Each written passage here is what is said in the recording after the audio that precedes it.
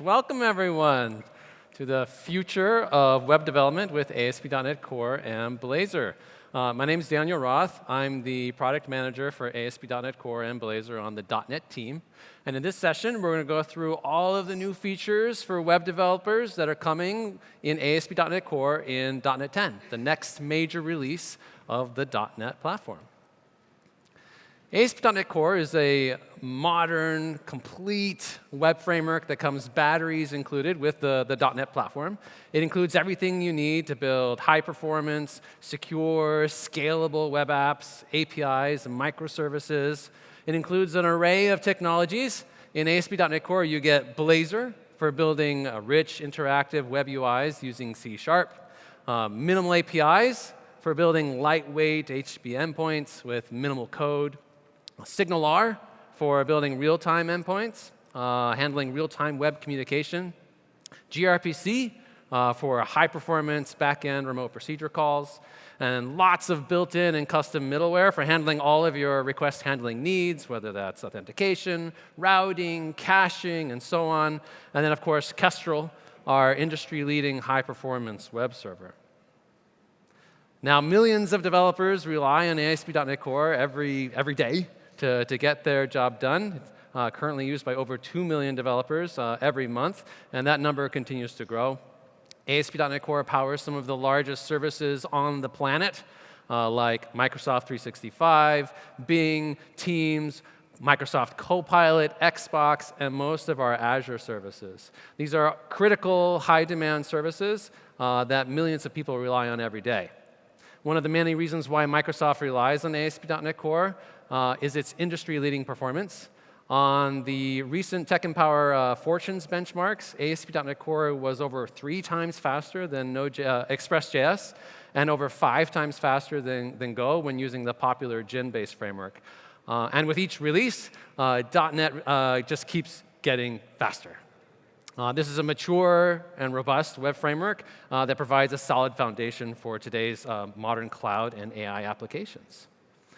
ASP.NET Core integrates with .NET platform support for building AI-powered apps. Microsoft Extensions AI gives you AI primitives and building blocks for working with generative AI. The evaluations framework helps you evaluate your AI-powered apps for quality and safety. Pre-built AI project templates give you a great starting point for building chat user interfaces. The vector data library helps you integrate with vector databases so that you can do retrieval augmented generation and semantic embeddings. The C# MCP SDK helps you build model context protocol servers so you can plug in tools and resources into your existing AI apps and other AI apps like GitHub Copilot and any MCP conformant client. And then now the new Microsoft Agent Framework allows you to build multi-agent workflows and orchestrations that can handle really complex processes. You can learn all about building AI-powered apps with .NET by going to .NET/AI, and there are, of course, tons of really great and interesting talks here at Azure Dev Summit about how to do that. I encourage you to check those out. ASP.NET Core developers everywhere are also falling in love with .NET Aspire. .NET Aspire makes building, testing, and deploying distributed apps easy. You can add .NET Aspire to any ASP.NET Core app really easily using built-in templates and tooling. If you haven't done that already, strongly encourage you to do so. Adding .NET Aspire to your existing ASP.NET Core apps will light up features like open telemetry, health checks, HTTPS, resiliency, so your projects are always cloud-ready and follow cloud best practices. You can then run and debug your entire app locally with design time app orchestration and service discovery. You can use .NET Aspire's integration packages to quickly connect with services like Redis, PostgreSQL, and AI services. You can get instant access to logs, metrics, tracing using the pre-built Aspire developer dashboard. And then you can deploy your app to any cloud you'd like or hosting environment using Aspire's flexible deployment configurations. So if you haven't tried .NET Aspire yet, we think you will love it.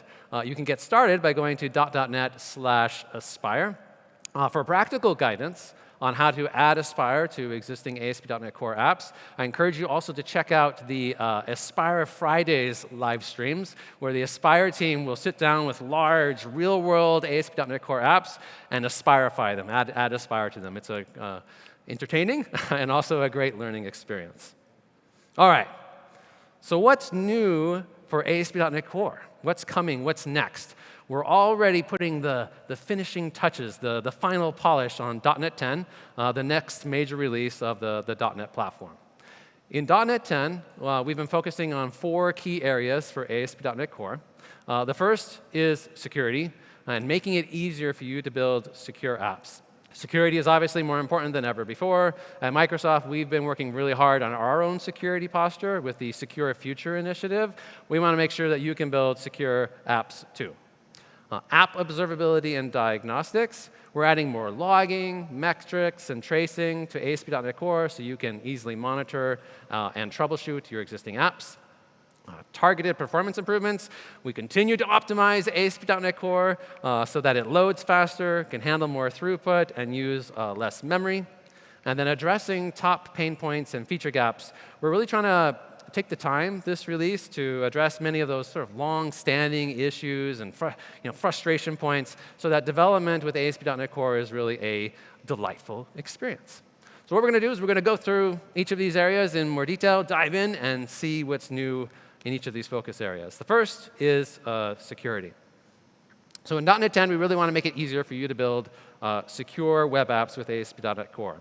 So to do that, first thing we're doing is we're adding support for the latest security standards and best practices. Specifically, we're adding support for WebAuthn and passkeys to enable support for passwordless authentication in ASP.NET Core identity. And I'll talk more about what passkey authentication is in just a second. We're also trying to make it easier for you to set up authentication in your ASP.NET Core apps by expanding our support for scaffolding authentication into existing apps, and also improving just our documentation and guidance on how to use identity and authentication, both with ASP.NET Core Identity and with our cloud-hosted identity solution, Entra. OK, so a word about passkeys. What are passkeys? Well, passkeys are a fantastic way to handle authentication. They're basically cryptographic credentials that replace traditional passwords. The great thing about passkeys is that they're phishing resistant, they're easy to use, and they're secure by design. So the way it works is a passkey consists of a public-private key pair that's scoped to the specific account and origin. The private key is stored in an authenticator application. And that can be a variety of different applications, like it could be Windows, for example, or you could have a security key of some sort where you're storing your keys. The Authenticator app then verifies the identity of the user before allowing authentication with any private keys that it's storing. Now, the way this works, so that's how it works. Now, in ASP.NET Core Identity, what we're doing is we're adding first-class passkey support to our identity solution. This is based actually on a library called FIDO2NetLib, which was built by some great folks in the .NET community. I believe they work at Bitwarden, which is a really great .NET-based password manager. We've been working closely with those open source maintainers to incorporate that functionality directly into ASP.NET Core. So now you have support for both resident and non-resident keys in the framework.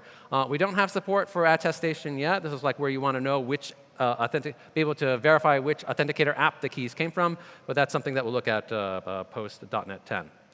We've upgraded the Blazor project template and the Blazor default identity UI that comes in the template to include the passkey support, as well as updating the Blazor scaffolder is something that we're working on doing.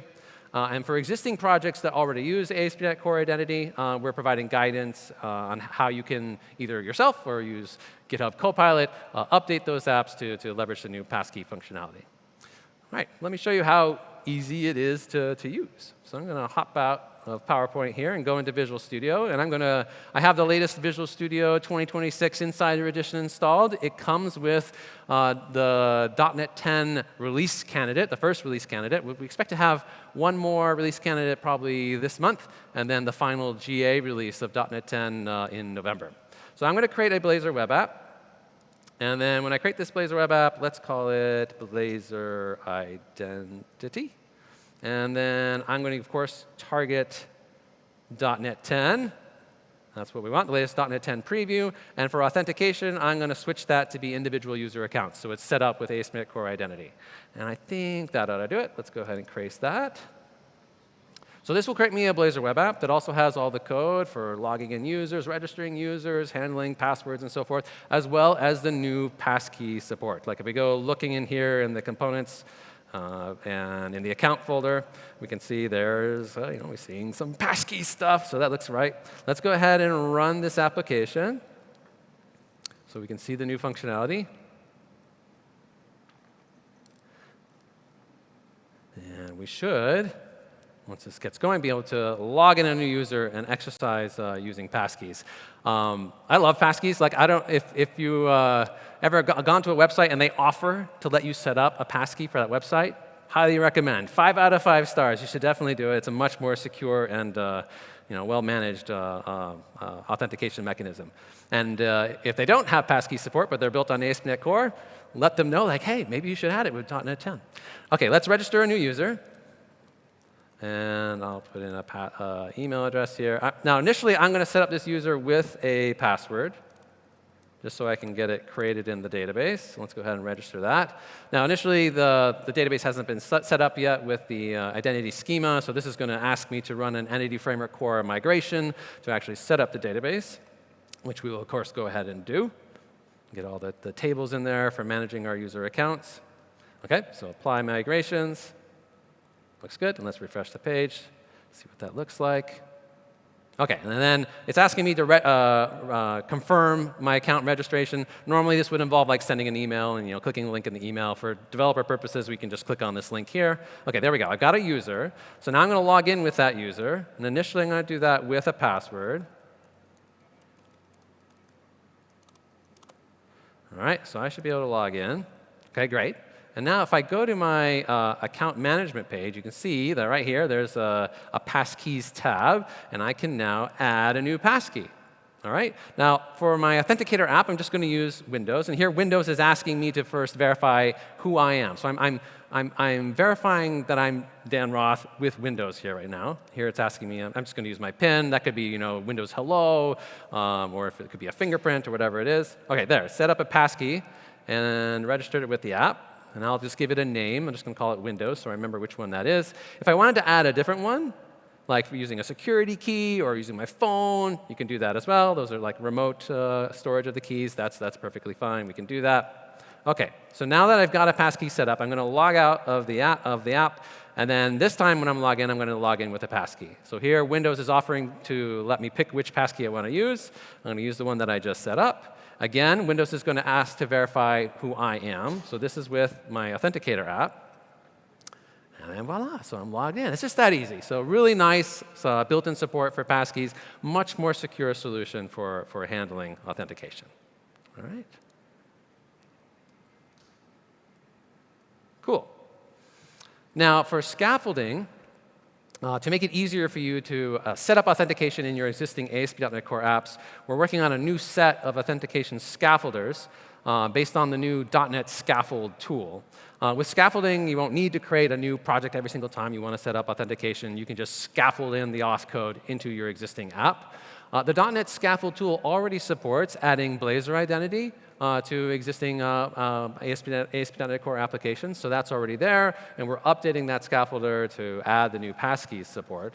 Other scaffolders that we're working on adding, we're adding a scaffolder for setting up Entra ID-based authentication. It's a known functionality gap in the Blazor web app template. We'll first fill that gap with scaffolding and then plumb that scaffolding tooling into Visual Studio. We also want to add scaffolders for scaffolding the ASP.NET Core identity endpoints, like the programmatic endpoints for calling into the identity system, as well as adding authentication to like Blazor hybrid apps or .NET MAUI style applications. These scaffolders are still work in progress, but the team's working hard on them. We hope to make them available soon.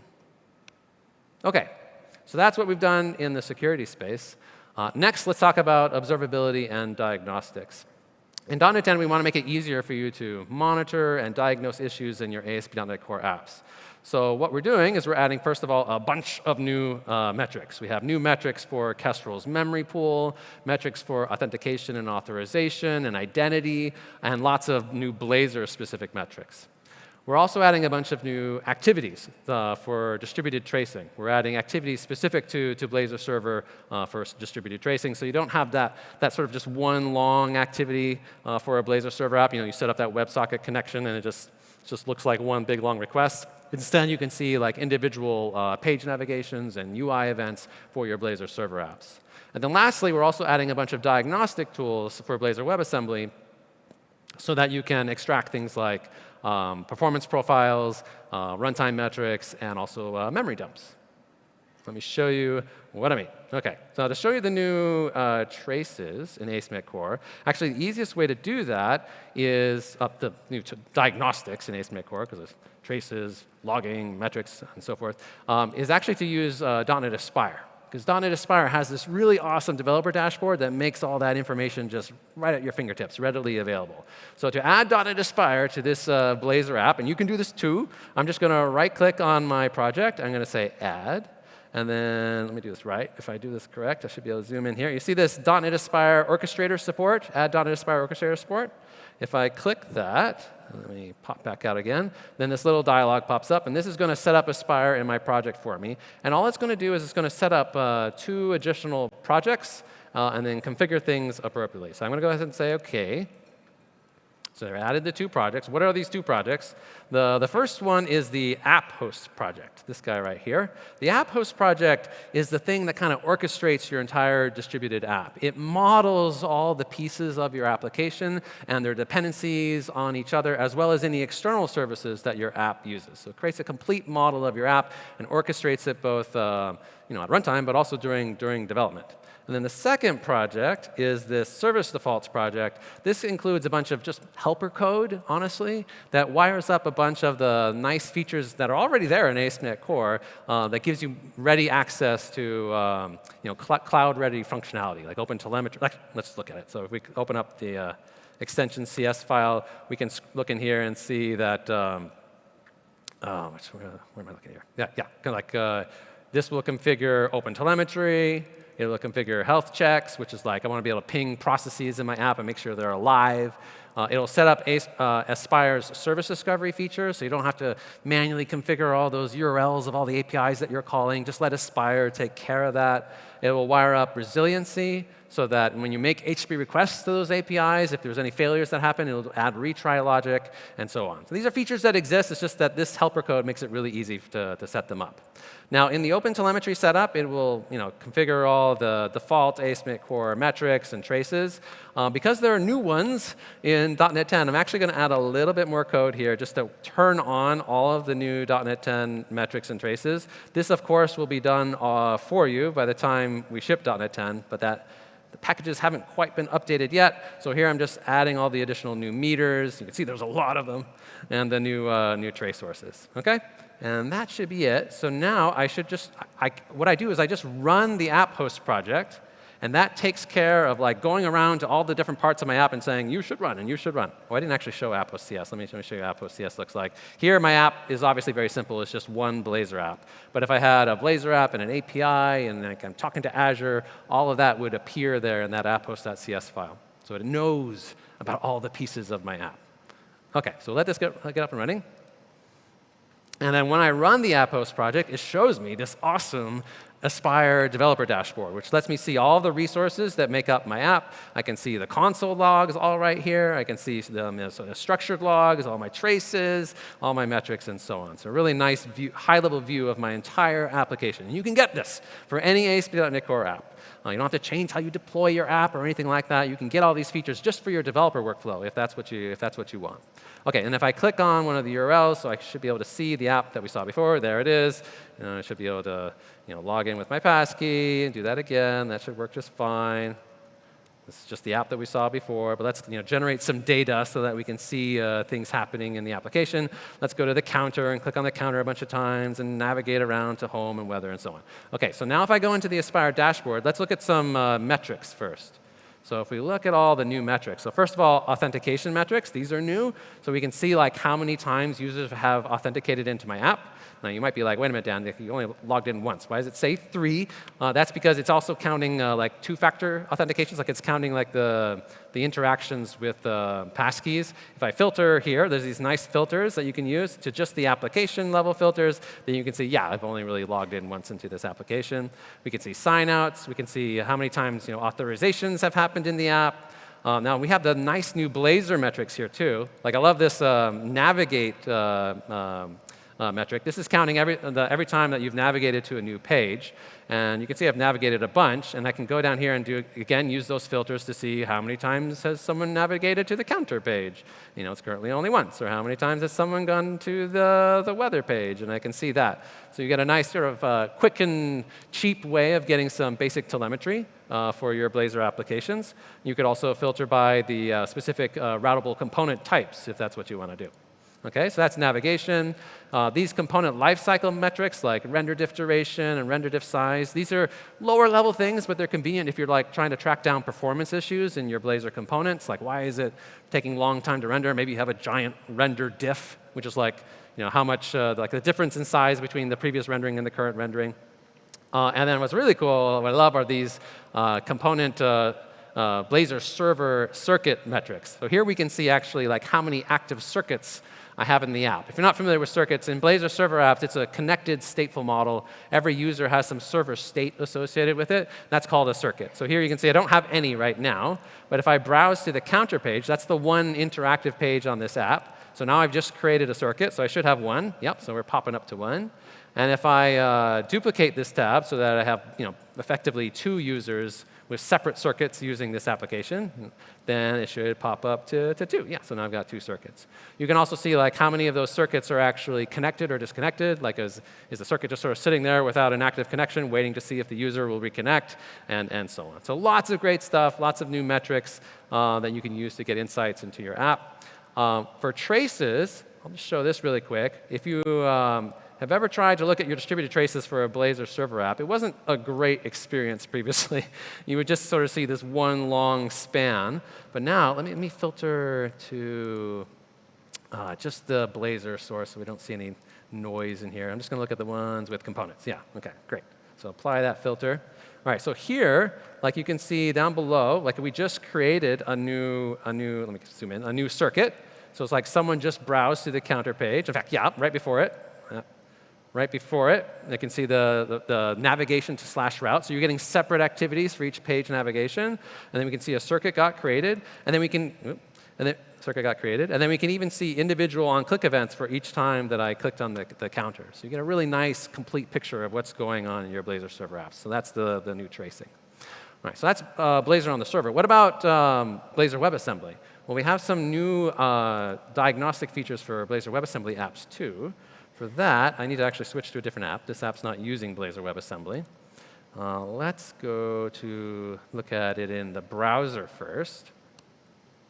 OK, so this is a Blazor WebAssembly app that I've configured the runtime. And this is important. You need to actually sort of rejigger the .NET WebAssembly runtime to allow for this kind of telemetry collection. So that's the magic set of MS Build properties that you need to add. And you can just look that up in the docs. But once you've done that, and you will also need to install the WebAssembly SDK workload, the WASM tools SDK workload, so that you can handle this runtime configuration. Once you've done that, you can now collect performance profiling information from the .NET WebAssembly runtime using just the normal browser developer tools. So if I get this app running, and let's go over here to the counter page, and I'll bring up the browser dev tools.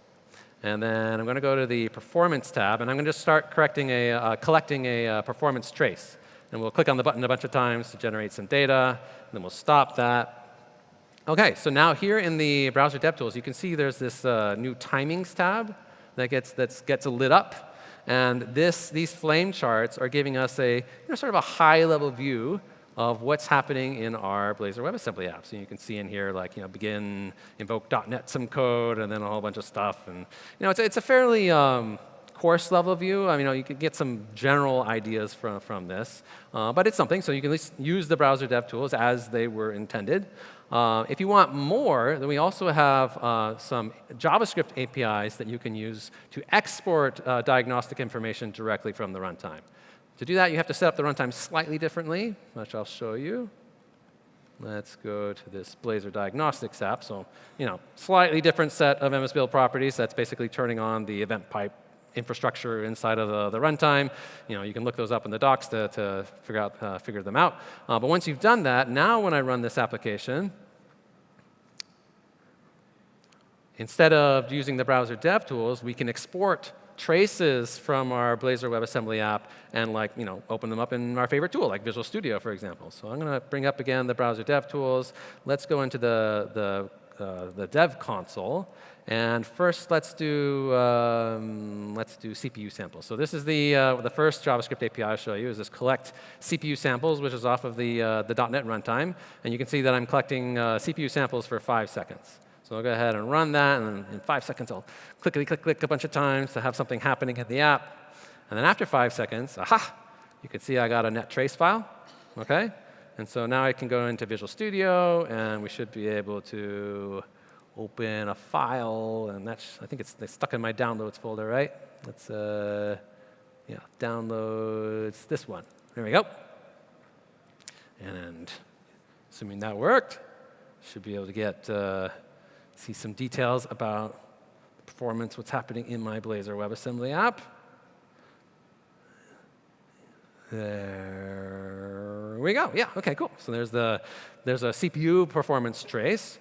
Another example, there's 2 other APIs that you can use. You can collect runtime metrics from the application, similar to what we just saw on the server, except now these would be runtime metrics that you're getting out of your Blazor WebAssembly app.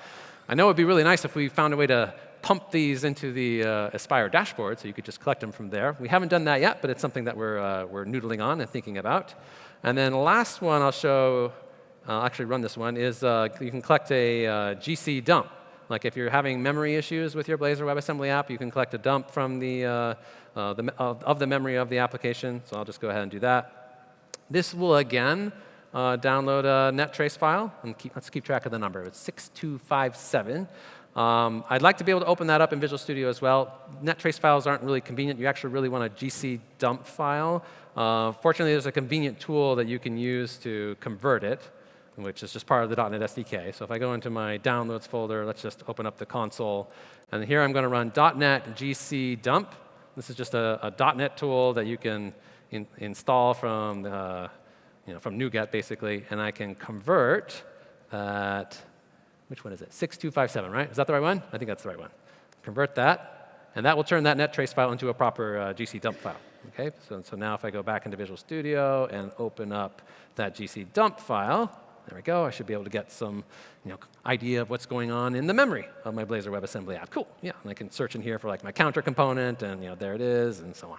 Okay? So that's some just basic Blazor WebAssembly diagnostic tools as well. You can get runtime information out of your app, which in the past was pretty tricky. You had this code running in this .NET WebAssembly runtime stuck in a browser. How do you get information out of there? Now you've got some tools to be able to do that.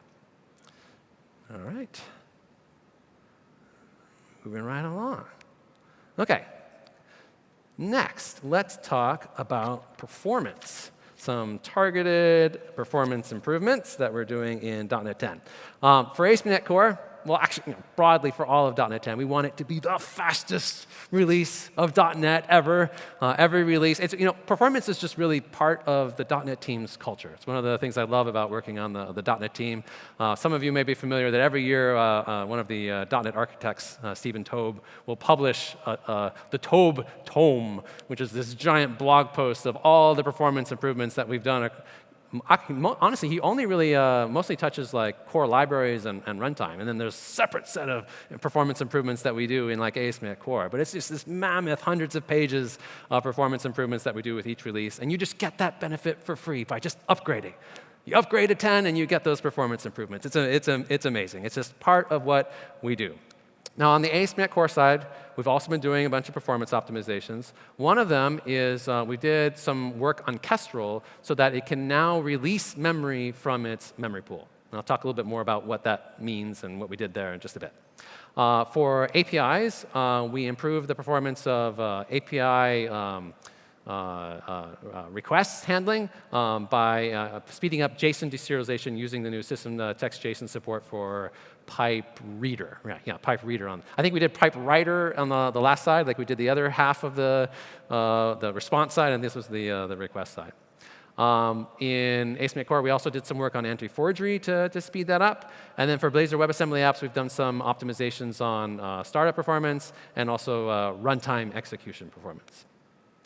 OK, so what did we do for Kestrel? So Kestrel has a memory pool that it uses to avoid allocating memory to improve throughput performance. And previously, it would allocate memory into the pool and would reuse that memory, but it never released it. It would just sort of hold on to it. And honestly, for most apps, didn't matter. It was perfectly fine, not an issue at all. Azure App Service, however, uses ASP.NET Core, uses Kestrel, and they handle billions of requests per day. And they were noticing that when they had a spike in load, that there would be similarly a spike in memory usage by Kestrel as it grew the memory pool to handle that load. And then it would stay stuck at that high level. It would never release that memory. So they approached us and said, hey, can you guys help us out with this so that we can release some of these server resources? And we said, sure.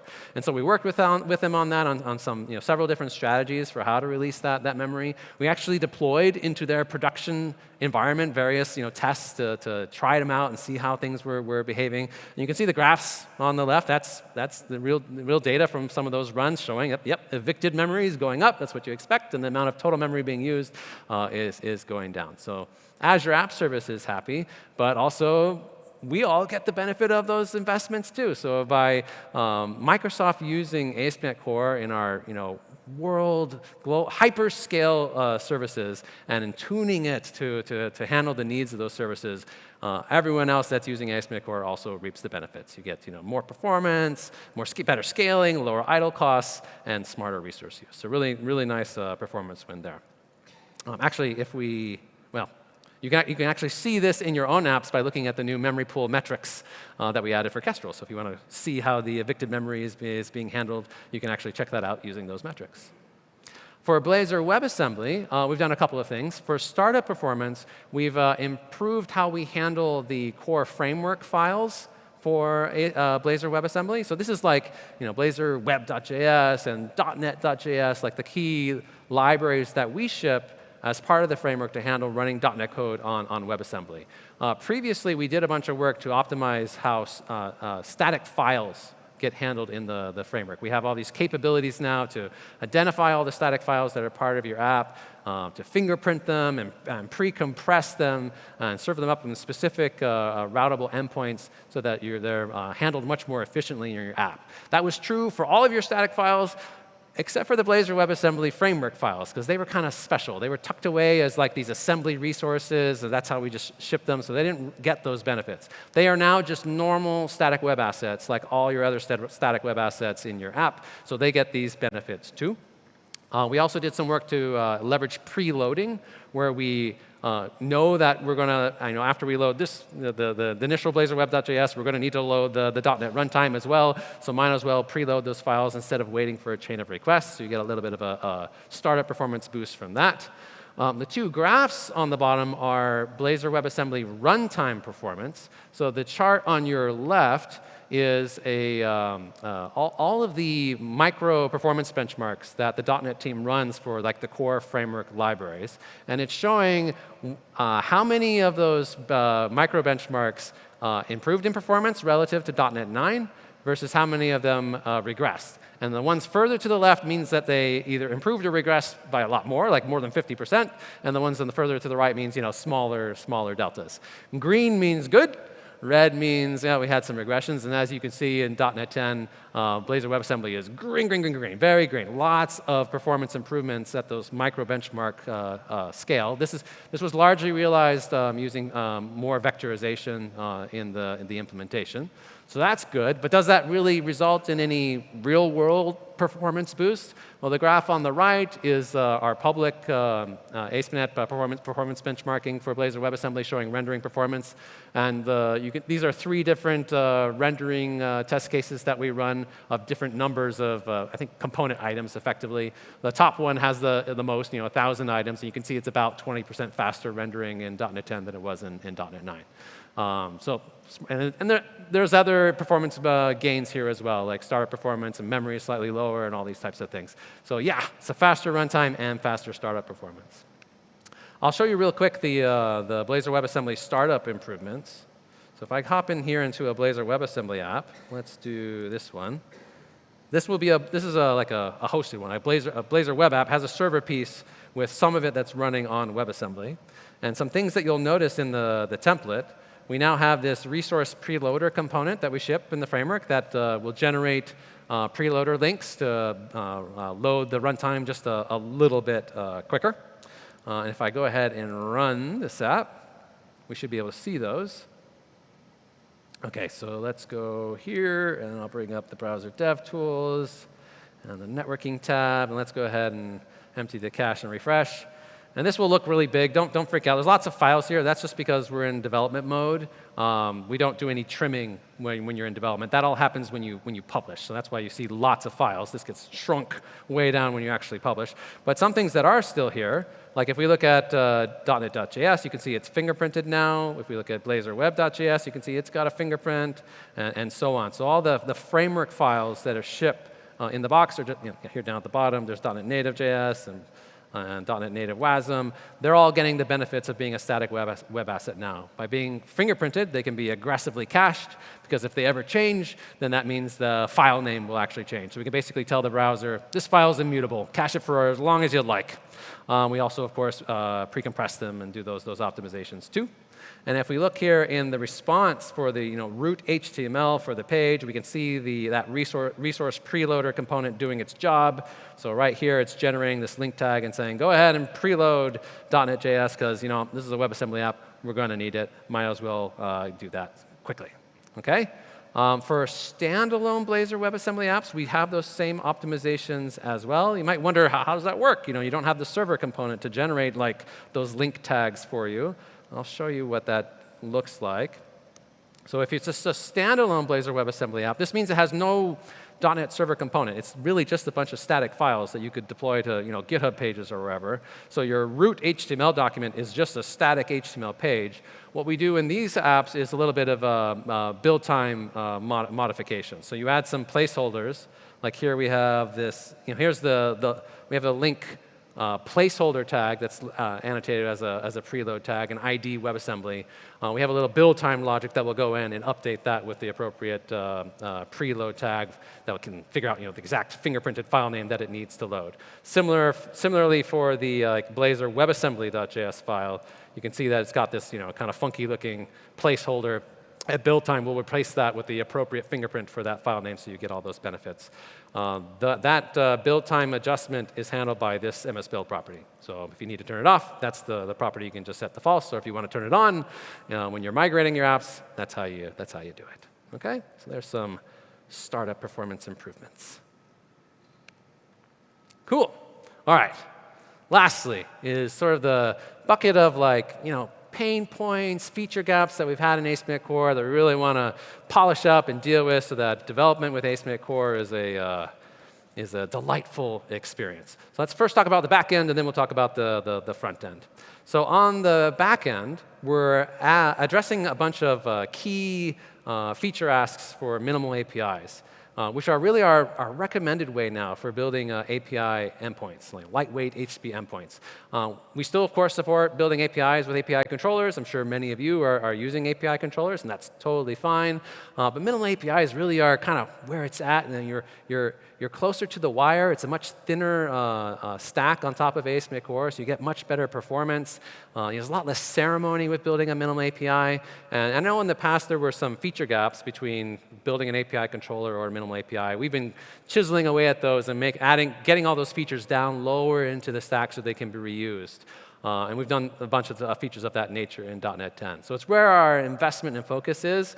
API controllers, of course, still fully supported, and you can continue to use them. But if you're going to build a new API, strongly recommend making it a minimal API. So for minimal APIs, one of those features that we added was support for validation. validating the input to make sure that it's all good, and you can do deep nested object full graph validation on your types. We added support for server-sent events, so you can stream responses back from the server. This is convenient for a lot of the protocols that are in the AI space. Like a lot of AI protocols require some sort of streaming mechanism and use server-sent events. We now have that built into minimal APIs. We've also been continuing our investment with OpenAPI, the spec for generating nice metadata documents about your API endpoints. We now support the latest version of OpenAPI, OpenAPI 3.1. You can extract your XML doc comments and use those for your OpenAPI descriptions, and then we have build tasks for handling that. And for you YAML lovers out there, we now support the YAML format for OpenAPI documents too. Other pain points that we've addressed in this release on the back end, for our JSON patch support, JSON patch is like a way to support the patch verb where you want to update a resource by just adjusting it instead of fully replacing it. Previously, we supported JSON patch, but we only did it with the older Newtonsoft JSON-based JSON library. We've now updated our JSON patch support to use the newer system text JSON, so you can get rid of Newtonsoft JSON in your app and just use the new hotness. We also now generate correct 401 unauthorized responses for your API endpoints when they're in a web application that is otherwise using cookie-based auth. Like before, you would have API endpoints there, and they would redirect to the login page when you did an unauthorized request to them, and that was weird. Like, this is an API endpoint. Why are you sending me to some HTML? We now get a proper 401 unauthorized. OK, let me show you some of these backend improvements. So let's look at validation. OK, so here I have an ASP.NET Core app. And if you look down here, we can see it's got a minimal API. And it's very, very simple minimal API. It's just a post endpoint for some orders, and it takes in this orders model. What's interesting about this minimal API endpoint is if we go to the implementation for this orders model, we can see that it has a deeply nested structure. So we've got the order model itself at the top, and it's got various required parameters, lots of data annotations saying how constraints that the data should adhere to. And if we look at things like the customer details and the order items, those all have data annotations as well. So validation rules all the way down this object graph. Okay, so we need to have valid email addresses. If we have an order item where we apparently can't order more than 100 order items in this particular using this particular model. OK, so let's test this out. Let me open up this HTTP file, which I can use to send requests to my API. I think I need to start the app first. So we have an API endpoint that we can actually talk to. There we go. And that's the Blazor part. Don't look at that yet. Well, that's coming next. So let's go ahead and send a request to our API endpoint. This should be valid. This is a valid payload that I handcrafted. Looks good. So we got a 200 OK up here at the top, and it's just basically echoing back the payload that we sent to it. But now, if we go in and mess some stuff up, let's make this an invalid email address, and maybe we want 200 widget A's instead of 2 widget A's. So now if I send this request, aha! So now I get a 400 bad request like I'd expect, and I get a nice error response saying, hey, that's not a valid email address, and yeah, you're ordering too many widgets. I can't handle that, and so on. So that's validation for minimal APIs. And the only thing you really need to do to turn that on is you need to add this add validation call into your program CS file. That's it. And it'll take care of it. And it supports native AOT as well. If you happen to be one of those people using native AOT with minimal APIs, you can do that too. What's really cool is that the same validation infrastructure that we built for minimal APIs, we also took that and said, well, let's reuse that for Blazor as well. Now, Blazor has had some support for validation for a while. Like here, I also have some Blazor components, and you can see I've got an edit form, and it's taking in that same model. It's taking in the orders model. I think that's, what is that, down here someplace. Where is it? Yeah, here's the order. It's just an orders model. And then up above, you can see I'm using the normal Blazor data annotations validator, which knows how to look at the model and validate all the stuff that's been annotated on it. In the past, that would only look one layer deep. It wouldn't go deep into the graph, and you had to do shenanigans to make that work. I think we had an experimental package for a while that some people were using, or you had to build your own thing. If you just make that one add validation call now in Program CS, we will light up deep object graph validation for Blazor forms as well, just like we have in minimal APIs. So if I go look at this form, which is for the same order model, and if I just try to submit this, you can see like all the required parameter validations are kicking in. Let's enter some data in here. Let's say I'm going to order some pizzas, and my name is Daniel Roth, and I'll mistype my email address by accident. So that's not a valid email address anymore. Oh, yep, it's an invalid email address. So it's picking up annotations deeply nested inside the model. Let's send all this to Microsoft. If I don't put it a long enough zip code, yep, it's picking that up. Great. What kind of pizza should we order? Let's order some Hawaiian. I know that's controversial, so we'll say no pineapple on the Hawaiian pizza. So there we go. And then let's try to order 200 of them. Can't do that, and so on. So there we go. So there's validation both for minimal APIs, and then that also carries over into Blazor too. Same system that we're using for both. How we doing? All right, 15 minutes. All right, what about on the front end? What about for Blazor? What are we doing there to address some of those top pain points and feature gaps? So on the front end, our focus is, of course, on Blazor, which is our most comprehensive and flexible .NET Web UI framework. Earlier frameworks like MVC and Razor Pages, of course, are still fully supported. You can continue to use them. But Blazor really is where we're have the most flexibility in terms of capabilities for building web apps, and it's where our time and investment is being spent. So what have we been doing for Blazor? Well, one of the coolest things I think that we've done in .NET 10 is adding support for Blazor server state persistence support. And I'll talk more in a minute about what that means. We also did a bunch of work to make Blazor behave a bit more consistently across its various render modes. For example, how it handles page navigations. We now have a mode so you no longer have these like navigation exceptions that randomly get thrown in certain cases to even trigger a navigation. And also how we handle not found responses is built into the framework. We're fixing some common problems with scroll position handling when doing enhanced navigations in Blazor. We added some commonly requested features for Quick Grid, which is our built-in data grid control in Blazor. We're smoothed out our JavaScript interop story, including for apps that are just like using the lower level .NET WebAssembly runtime support. This is like not even using Blazor, but you just want to get some .NET code running in a otherwise JavaScript app. That's supported. In fact, we have products at Microsoft that do that, like Microsoft Copilot Studio uses our .NET WebAssembly runtime that we use for Blazor. We made some things easier for that scenario. And then we also improved our automated browser testing support when using Web Application Factory so that you can now just use Kestrel and stand up an actual endpoint and point a browser at it as opposed to having to do everything in memory. A quick word about Blazor state persistence. So what did we do here? This is one of the big investments that we made in .NET 10. Blazor state persistence is useful for a number of scenarios. One of them is pre-rendering. In Blazor, you can pre-render your components from the server so that they get, just generate some HTML for that initial request and get it down to the browser as quick as you can so you get pixels on the screen really, really fast while you then render the components interactively so that they can handle all the UI events, like set up the SignalR connection or set up the WebAssembly runtime, get that all going so interactivity works. You can kind of fill in that time gap by pre-rendering from the server.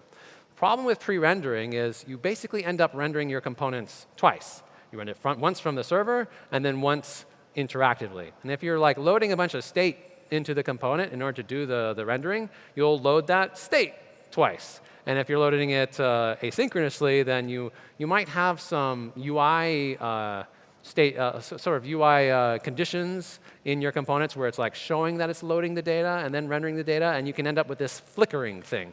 So like you'll pre-render, which will load the data, and while it's loading the data, maybe you're displaying like loading ... And then when the data loads, you show the actual data, and that shows up in the browser. But then the component renders again interactively, and it has to load the data a second time, so it blows away what you just showed and shows loading ... again, and then shows the data. So you see loading data, you get the sort of flickering thing. So it's inefficient, and you get that flickering effect. How can you fix that? Well, we have a way to address that already in Blazor with this with state persistence, where you can take the state that you use during pre-rendering, persist it basically into the page, like it literally gets tucked into the HTML, and then reuse that when the components render interactively. So you don't have to fetch the data twice, and it avoids getting back into the loading UI state, so you don't get any flickering. The API is this persistent component state service. It's fine, like it works. It's not the nicest API to use. In .NET 10, we wanted to make it simple to do state persistence like that, so we're giving you a declarative model where you can just attribute a property and say, this is persistent state, and then you're done. Now that we have that declarative model for persistent state, what else could we use it for? Well, we can use it for making your apps more resilient. One of the things that can happen in a Blazor app is remember we talked about circuits before. Circuits, it's this connected stateful model with Blazor server. If the circuit becomes disconnected, like you lose the network connection, like maybe your user goes into a tunnel or whatever, has a network blip, Blazor server will hold on to that circuit for a little while to see if the user will reconnect. But if it doesn't, and it's a fairly short period of time that it'll wait by default, like 3 minutes, then it will just say, I guess that user's not coming back, and it will evict the circuit.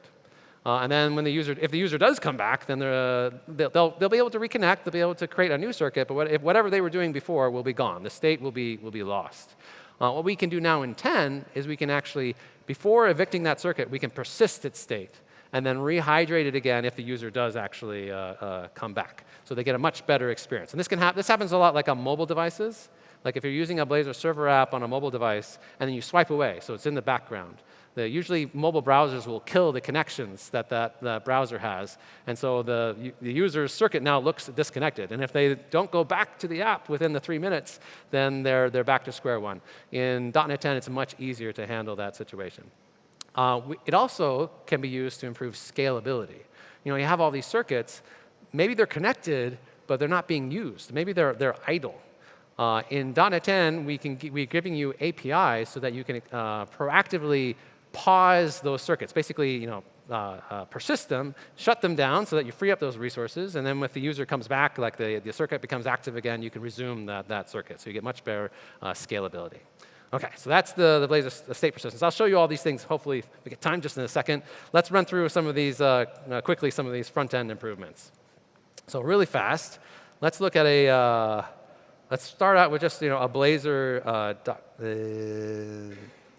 Let's not save that. This is a .NET 10 Blazor application. A few things to note. I mentioned like not found handling. We now have a not found.razor file that's included in your Blazor web application templates now. So if you browse to a page that doesn't exist, that's the component that will now render. And you can see that it's wired up here in the router. Whoops, in the router by just setting this attribute. So we've got built-in not found handling. It'll return a proper 401. Also, for Blazor server apps, if you get into that disconnected state, we give you a facility to show a little UI just to let the user know, like, hey, you're disconnected, like your network's gone. Hold on a second, I'm going to try and reconnect. It was kind of difficult to customize that UI previously. Now we've just included the reconnection UI component right there in the template, so you can customize it. Like here, you can see I added some emojis to make my reconnection UI look a little bit more special. Other thing, let's get this running so we can see some of these behaviors in action. So if I go to like /foo, there's my proper not found page that I now have in Blazor apps. And if I go to like the counter page and I click on the counter a bunch of times to get a circuit going, and then I go and not that one. Where's my app? Where's the is this one? There it is. OK, I'm gonna shut down the server, and get rid of that. So that should detect that I don't have a circuit anymore. Should. I've had some problems with the server not shutting down correctly when I've closed the thing. Let me run this again. Hold on. Let me do that one time. We are still in preview, almost done. Like fixing some final issues, but still some wrinkles to work out. So let's see. If I go here again, and I go to the counter and click on the counter a bunch of times, shut down the server, I should see, there it goes. Okay, you can see I'm getting my little emojis showing up in my custom reconnection UI, so that's there. For the quick grid, we have a couple, no, I don't have my app running. For quick grid, we have a couple of nice features where if you want to do like custom row styling based off of the content of the element, you can now do that. So if we look here on this quick grid control, you can see that now we have this row class attribute that basically gives you access to all the items being used to render each row, and you can then just return like a custom CSS class depending on the content of that of the model for that row. So here I'm basically saying if the movie is was released after 1999, then it's a new movie. Otherwise, it's an old movie. Does that make anyone feel old? I hope that doesn't make anyone feel too old. So if we look at what that looks like in the application, we should see some custom styling. Yeah, so like some of these movies, the gray ones are the old ones. Fight Club is old. Wow. Jurassic Park is old. Also, like handling of the column options UI. Like in here, you can column options is this little widget that you can put on each column to add some logic. Like here I have a little filtering widget. And before, if you wanted to make it like disappear after you submitted a change, there wasn't really a way to do that. So if I want to filter on movies that have Lord in it, then I can really easily do that and see that the column options UI now disappears. That's thanks to this new API that we added on the column options UI right here. So here you can see after the binding, after I changed the content of the input element, you can now explicitly say hide the column options async. So that's a nice little thing in Quick Grid. So Quick Grid's got a couple of new bonus features. Oh my goodness, time is running fast. One more thing I want to show. Let's show you integration testing. So here I have a Blazor app where I want to do some integration style testing. And one of the really great features ASP.NET Core has is this web application factory type, which lets you kind of like stand up an application. Normally you do it just completely in memory, but then you can go in and like adjust things, like swap out services that are in the DI container and do things like that to make building integration tests easy. Like you can mock out services that you want just for testing purposes. The problem with it was that previously you basically could only get an HTTP client for then interacting with that application because it was all in memory. And you could kind of hack some things together when you're dealing with HTML, like in a Blazor app. But for some Blazor tests, you really need a full browser. So now what you can do is use Kestrel and just start the server when using Web Application Factory. And now you can do things like here I'm using Playwright to actually open up a headless browser and hit the Blazor app using Web Application Factory with all its customizations so I can write really great tests. And so now I should be able to do let's do Test Explorer and run my, and this works, by the way, with Razor Pages too. Like I have a Razor Pages factory and a Razor Pages test, so it works for both. Let's just run all the tests. I should be able to run a full Playwright test against my Web Application Factory setups.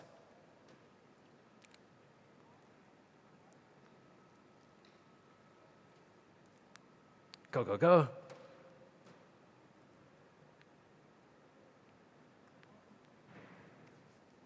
Should.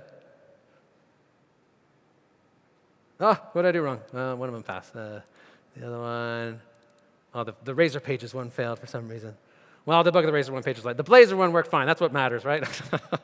No, let's see. I'll try to troubleshoot that one later. But that's a way you can write full integration tests now using Playwright. I got to show the state persistence work. OK, so what I'm going to do is let's go back to that Blazor identity app. I got 2 minutes to do this in. So let's go to our counter component.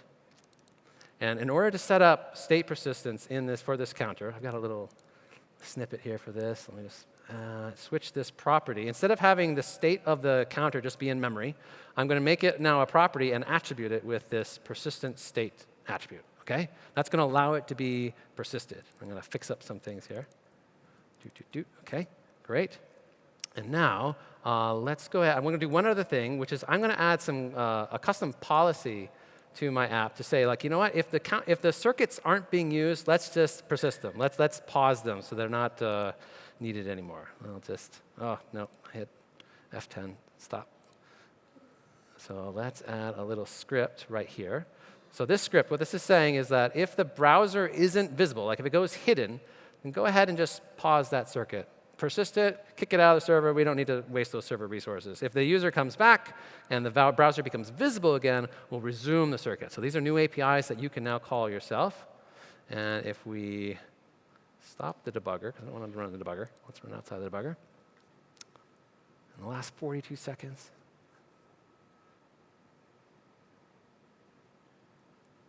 OK, cool. So we'll get the browser dashboard up. We'll get the application going. And actually, let's snap this over to the side. And we'll bring one of these browsers up here. And let's go to the counter.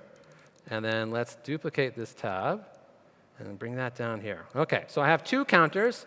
One with count 4, one with 6. And remember all those lovely metrics that we saw before? Let's go look at how many active circuits we've got. Right here. OK, we should see 2, right? Yep, and lo and behold, we do see that we have 2 circuits. But now let's say someone goes away from that tab, goes someplace else and starts checking their email or whatever it is.